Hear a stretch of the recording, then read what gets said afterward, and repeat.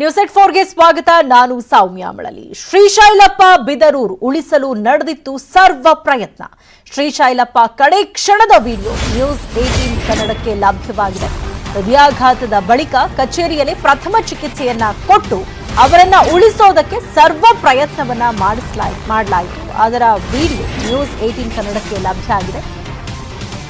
First aid ಮಾಡಿ ಅವರನ್ನ ಆಸ್ಪತ್ರೆಗೆ ರವಾನೆ ಮಾಡಲಾಗಿತ್ತು. ಆಸ್ಪತ್ರೆಗೆ ತೆರಳುವ ಮಾರ್ಗ ಮಧ್ಯದಲ್ಲೇ ಅವರು ಮೃತಪಟ್ಟಿದ್ದಾರೆ. ರೋಣ ಗದಗ ಕ್ಷೇತ್ರದ ಮಾಜಿ ಶಾಸಕ ಶ್ರೀಶೈಲಪ್ಪ ಅವರು ಹೃದಯಾಘಾತದಿಂದ ಮೃತಪಟ್ಟಿರುವಂಥದ್ದು.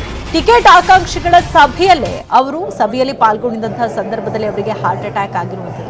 ಸೊ ಅವರು ಕುಳಿತುಕೊಂಡಿರುವಂತಹ ದೃಶ್ಯಗಳು ನ್ಯೂಸ್ 18 ಕನ್ನಡಕ್ಕೆ ಲಭ್ಯ ಆಗಿದೆ. ಚೇರ್ನಲ್ಲಿ ಕುಳಿತುಕೊಂಡಂತಹ ಸಂದರ್ಭದಲ್ಲೇ ಅವರನ್ನ ಉಳಿಸುವಂತಹ ಸರ್ವ ಪ್ರಯತ್ನವನ್ನ ಅಲ್ಲಿದ್ದಂಥವರು ಮಾಡಿದ್ದಾರೆ. ಫಸ್ಟ್ ಏಡ್ ಮಾಡಿದ್ದಾರೆ. ಅವರನ್ನ ಚೇರ್ ಮೇಲೆ ಮಲಗಿಸಿ ಅವರಿಗೆ ಅಲ್ಲಿ ಪ್ರಥಮ ಚಿಕಿತ್ಸೆಯನ್ನ ಕೊಡಲಾಯಿತು. ಆದರೂ ಕೂಡ ಅವರನ್ನ ಉಳಿಸಿಕೊಳ್ಳುವಂತಹ ಪ್ರಯತ್ನಗಳು ಫಲಿಸಲಿಲ್ಲ. ಆಸ್ಪತ್ರೆಗೆ ಸಾಗಿಸುವ ಮಾರ್ಗ ಮಧ್ಯದಲ್ಲೇ ಅವರು ಕೊನೆ ಉಸಿರೆಳೆದಿದ್ದಾರೆ. ವರ್ತೂರ್ನಲ್ಲಿ ಕಾಂಗ್ರೆಸ್ ಟಿಕೆಟ್ ಆಕಾಂಕ್ಷಿಗಳ ಸಭೆ ನಡೀತಾ ಇತ್ತು. ಈ ಸಭೆಯಲ್ಲಿ ಟಿಕೆಟ್ ಆಕಾಂಕ್ಷಿಯಾಗಿದ್ದಂತಹ ಶ್ರೀಶೈಲಪ್ಪ ಅವರು ಕೂಡ ಪಾಲ್ಗೊಂಡಿದ್ರು.